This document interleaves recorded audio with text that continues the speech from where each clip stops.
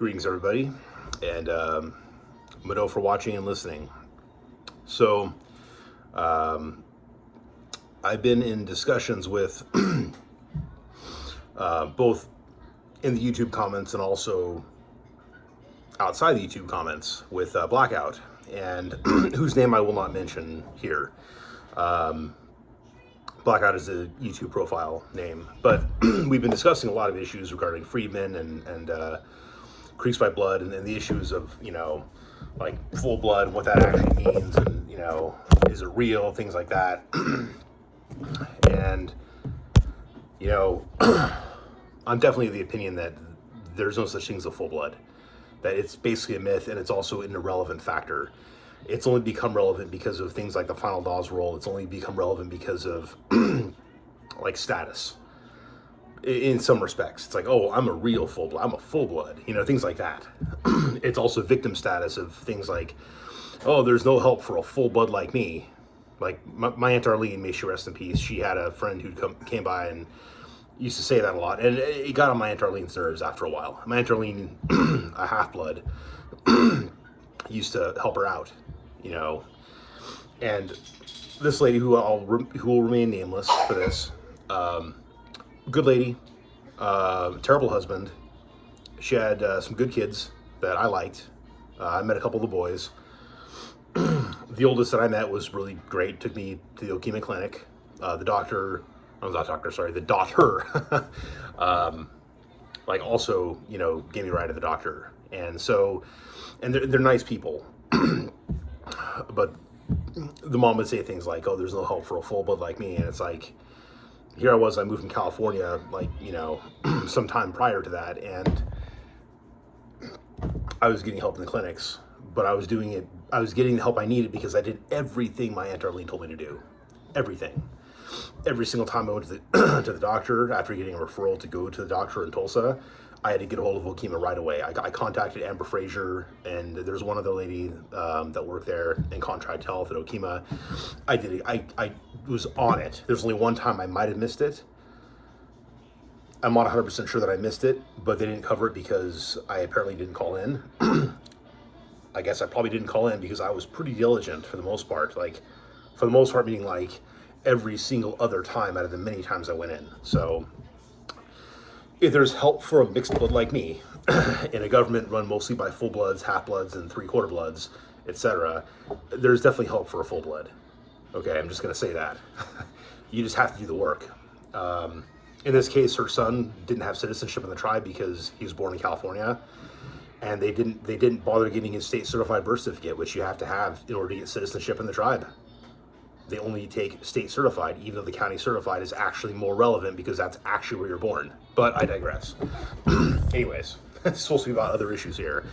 But yeah, I think full blood is basically a myth. I think it's a status symbol. But I want to do a separate video on that, really kind of dissecting why I believe it's never been important until recent times. With this video, this is more of a part one. Part two, hopefully, will be more in depth. There might even be a part 3 or part 4. Who knows? Because this is pretty in depth. There's actually like a couple major things I want to do on this that are related to the same topic, which is basically the Freedmen and their status or lack thereof in the tribe at this present time. The pending legal issues. Sorry, my son is making noise. The pending legal issues that might come up, and whether or not the tribe is going to cave in, or whether the federal government's going to cave in, which I don't think it should. I think the feds need to stay out of it. I think, if anything, they should only step in when it comes to bringing non-Indians into the tribe and padding our numbers. That's the only thing, because basically all the issues the federal government dealing with us has to do with treaties, broken promises, land theft, etc., etc., etc. And that's why it's important. Michael, stop that. That's why it's important to be Indian by blood, because of things like the Trail of Tears and all that stuff. And that's actually one of the things I want to mention here. And so the Porch Bandit Creek Indians, I'm sorry, you're not going to be relevant to this conversation.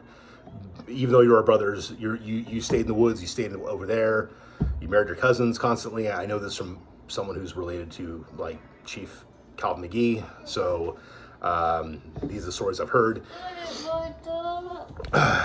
The Porch Band were not on the Trail of Tears. They lost land, yes, but they also stayed in the original homeland. And so, it's sure they lost, just like we lost, but they weren't marched on a death trail. Okay, they didn't follow Macintosh like the Perrymans did. My great grandma's paternal side did. They also weren't marched on the Trail of Tears like my great grandma's maternal side was. So there's a lot of history that the Porch Band is not actually a part of. And so that's why they're not relevant in this conversation. Heck, to be honest, the Choctaw, Chickasaw,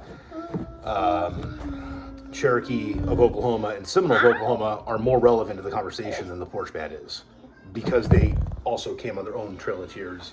They also had freedmen slaves, or slaves that became freedmen. They had their own freedmen roles. So this conversation is really about a lot of it to do with that. So one thing is I'd like to put together or acquire all the data, like all the census data, any kind of like vital records that can be gathered realistically. I don't have all the time in the world, but I'd like to find, Chinese food. I like to find as much data as I could regarding the number of Indians that made it.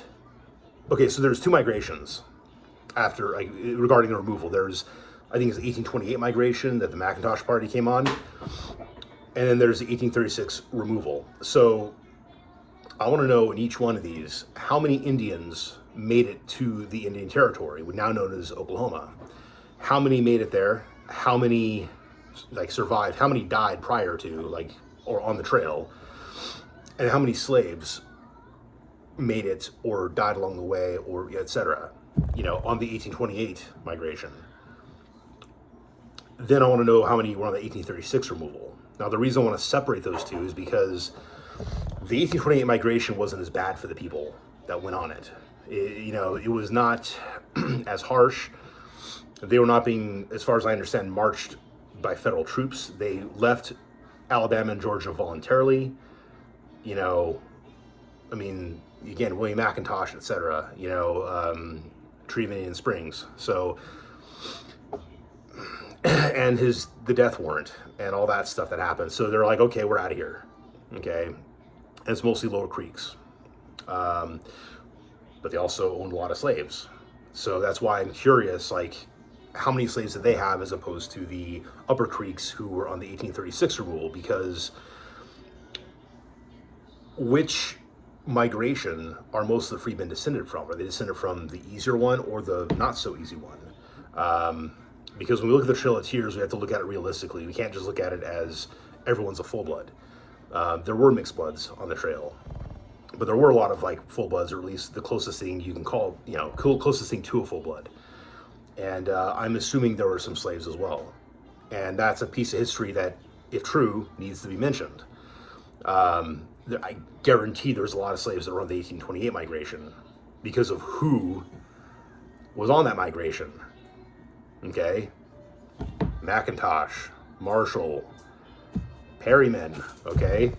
I've seen the rolls. I've seen Freedmen rolls post 1866 that have those three names on the Freedmen, and that means that these people were owned by those families originally. I've got Marshalls in my blood. I got Perrymans in my blood.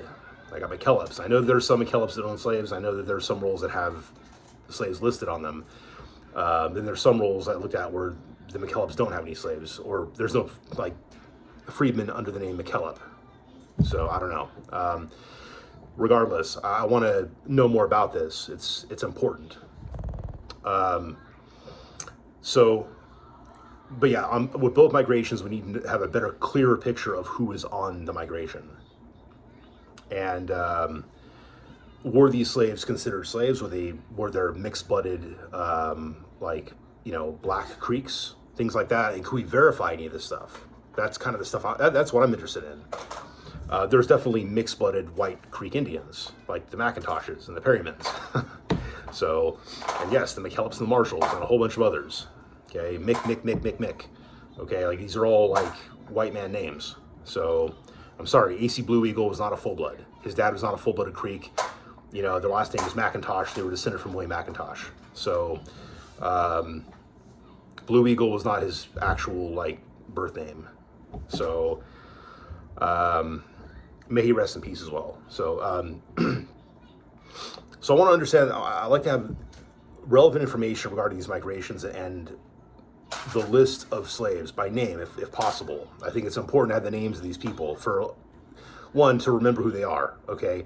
But also because tracing down, see, when doing family history, you want to trace back. Sometimes you got to trace forward to find certain names. And it's more rare that you're going to find they're going to make a connection in that fashion, but it does happen. And maybe it might even be necessary in this case. Michael, get out of there. Sorry, my boy's just all over the place.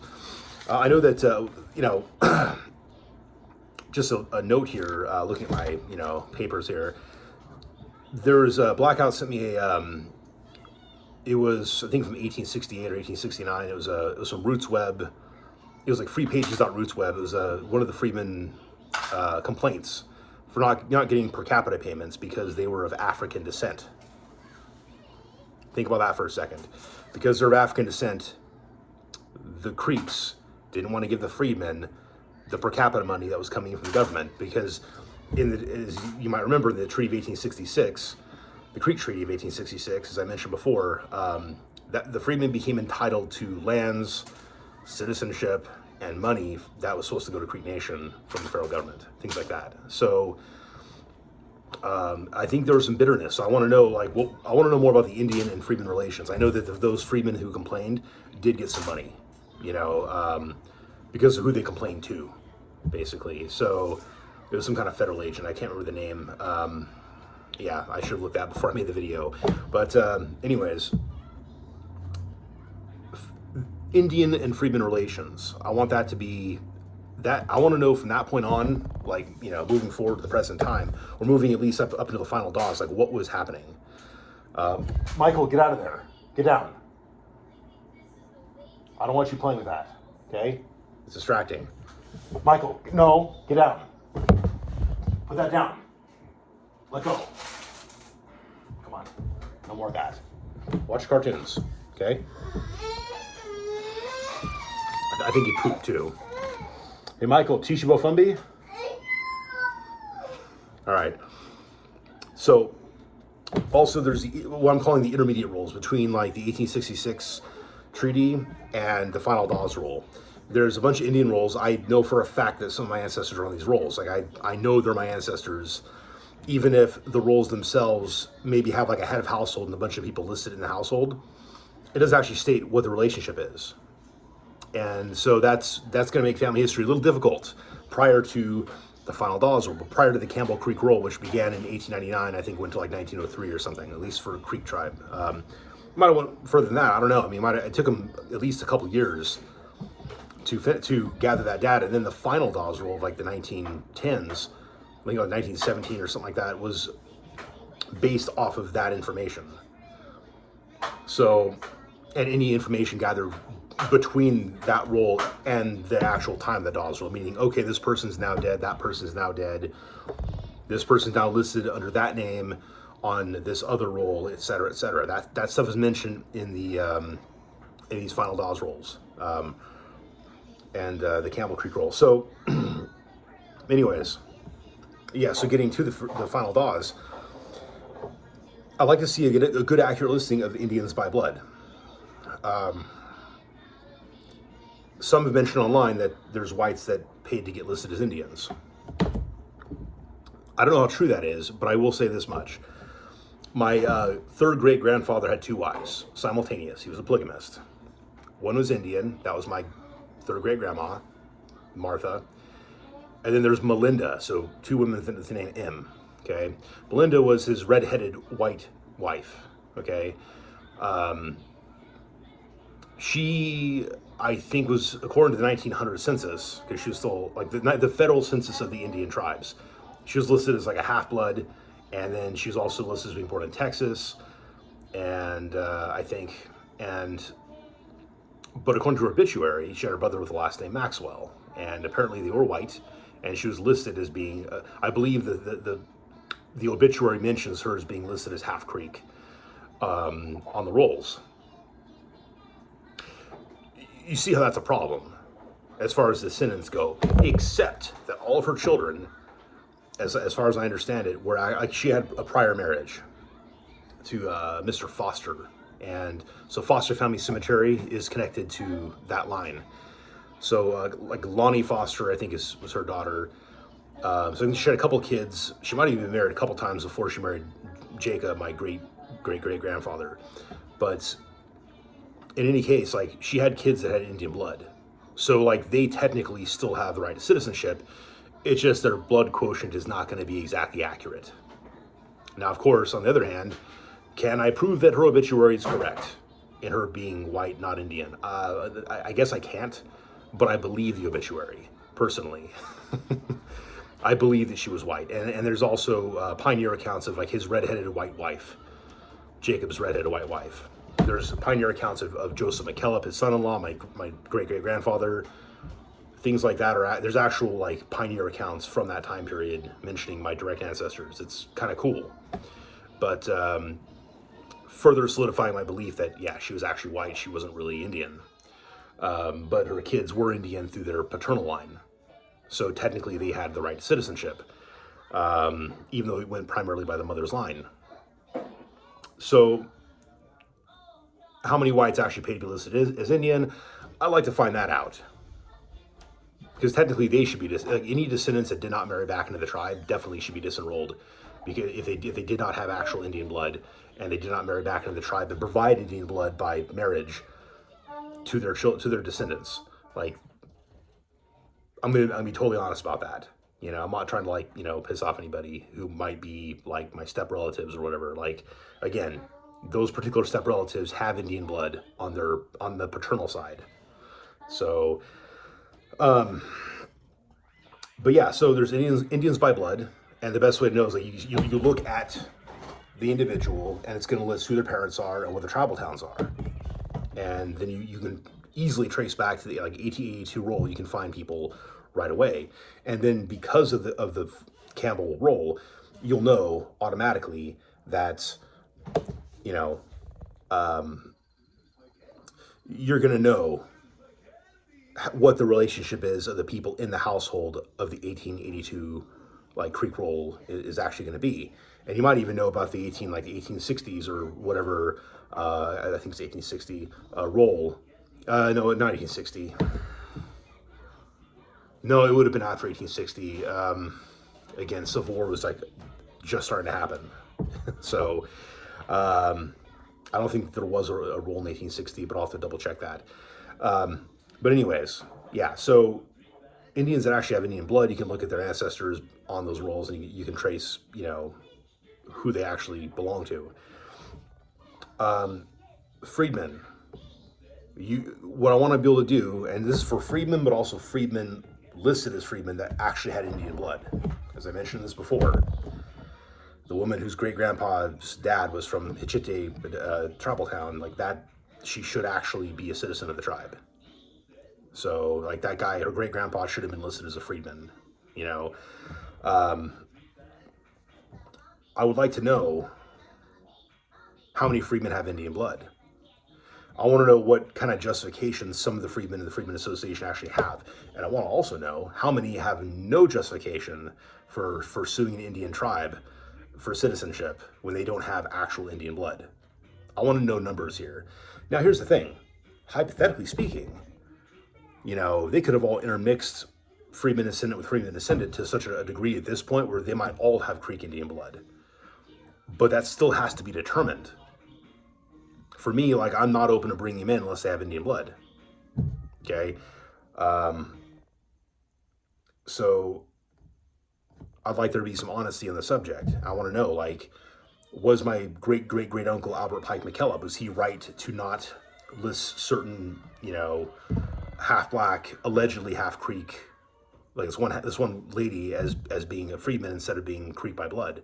You know, she wasn't listed as a half-blood. She claimed that her mother was a full-fledged Indian. It had like, I think, a first name, but didn't have like, a last name or parentage or, for the mom or anything like that. So there's really no real like indication, if you think about it, that she actually had Indian blood. So as I recall, and I'm using critical thinking here, and I know that my great uncle was an educated man. I know he understood critical thinking as well. Was he racist? I don't know. But if I were being fair and honest and saying Indians by blood only are listed as Indians, I might have met the same woman and said, okay, well, you can't really tell me much about your mom's ancestry. She's dead, and there's no relatives on her side that are coming to back up your claim.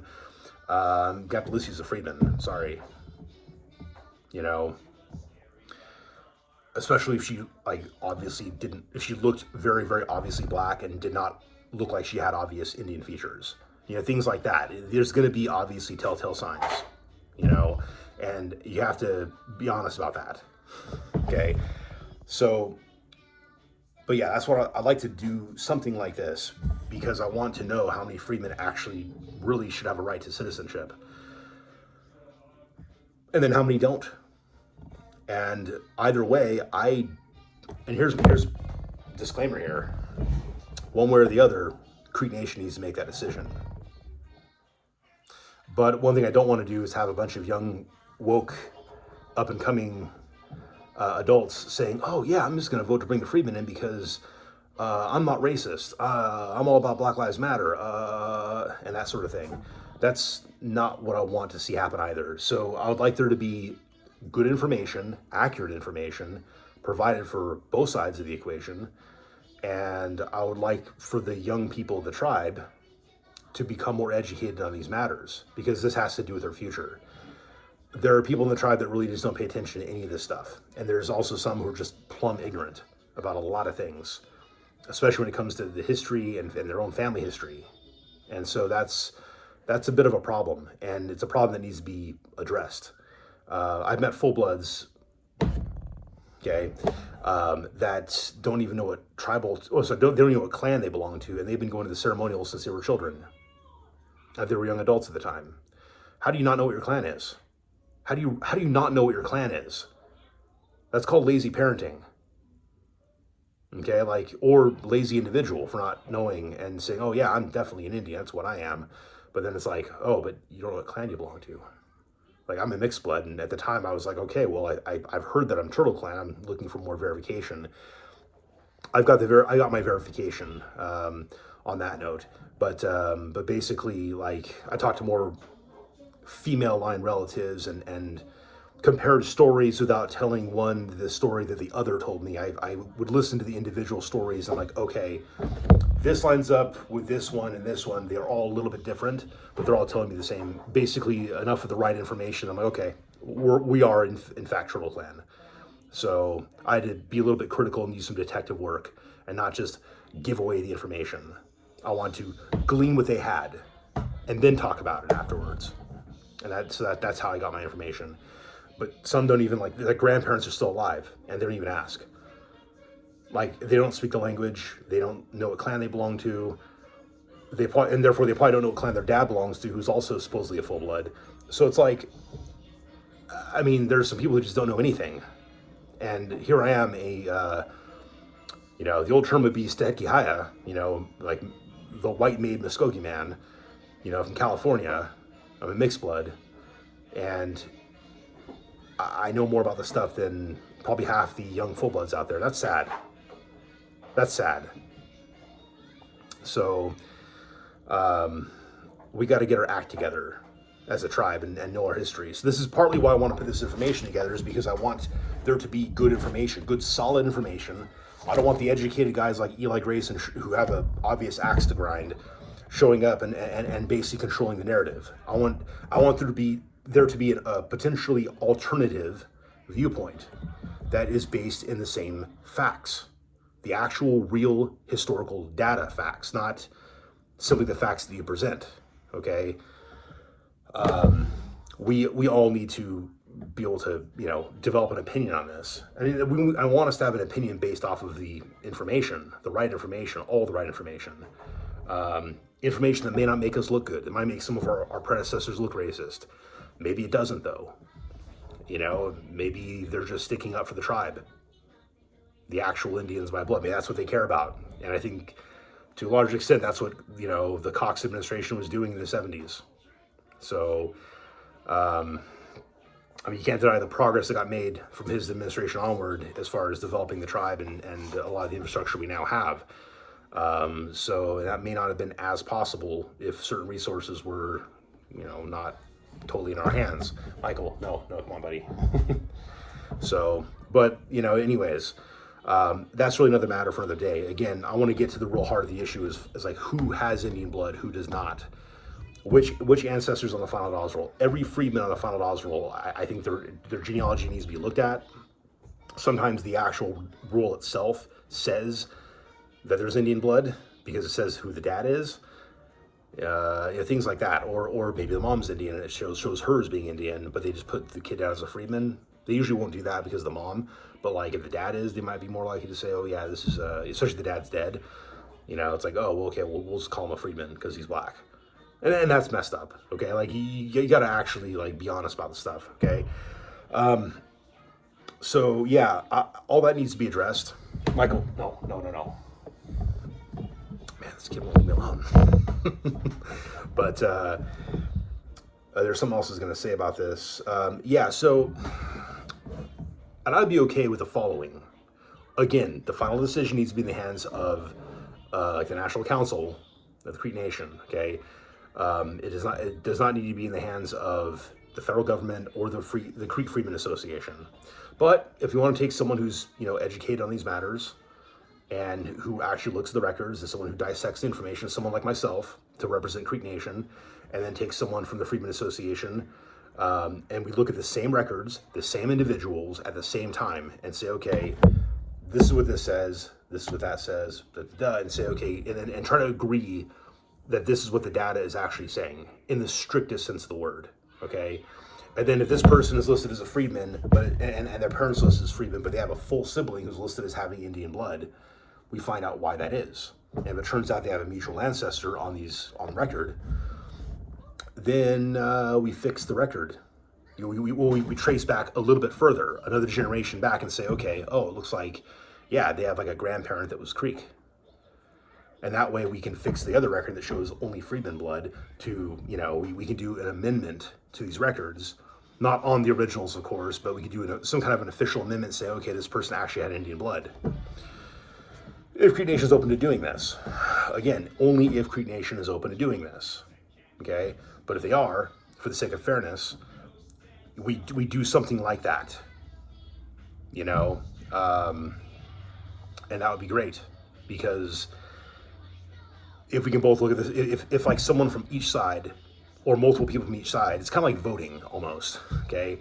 If we want to say, okay, we're going to be fair, if in the end there's certain records that say, well, I don't agree with this, I just don't want to agree with this, well, then it's going to default to Creekside wins, okay? But if we can find, you know, an agreement on what the data says, you know, like, okay, like, you have multiple people, you might have two Creeks. If the individuals can't agree, you get another person from each side and you see if they agree. See if they can, you know, figure this out together. Yeah. Then if that doesn't work, you get a third person and see if, you know, 2 out of 3 can agree on this one record. Then cool. I think that's a better idea than just simply defaulting to the Creek side. So try to be fair, try to be honest. Again, it's still going to be the final decision as Creek Nation. That's how it needs to be. But if they decide they want to be open about the matter and fair about the matter, this would be my proposition to fixing the problem. But you've got to go through the records. You have to go through the final DAWs and then trace further back from there. And again, getting into the issue of like, because some people are going to say, well, no, my ancestors were on the Trail of Tears too, and you know, they're as Indian as anybody else. Like, it wasn't their land stolen in Alabama and Georgia. If your ancestors were not actually Creek, if they were African at that time, I'm sorry, if they were on the trail, true. I'm going to give that credit where it's due. History needs to be addressed. But your ancestors came from Africa. Our ancestors were already here. And so that needs to be, you know, we got to be honest about that. So, no, you're not as Indian as us unless you have Indian blood. If you do, then you are. Okay? And that's my personal opinion on the matter. So, Anyways, this is a very, very long preface part 1 video to will hopefully be at least a 2 or 3, maybe 4-parter in the future as I gather more data. So please let me know what you guys think. I want to be fair to everybody, but I'm also I'm working on behalf of Creek Nation in terms of my opinion on this issue, but I'm also on the side of Indians by blood across the board. I don't care what you look like. I don't care if you look more red, more white, or more black. I don't care. You can look more Asian. If you're Indian by blood in our tribe, and it can be traced back to those roles, then things need to get fixed in that sense. But again, it's complex because prior to that, you're dealing with no birth or death records. So, but if there's enough vital records beyond that, affidavits and things like that, I think that counts. So it should count. But anyways, let me know what your thoughts are on this, and we'll kind of go from there. So, Mado for watching.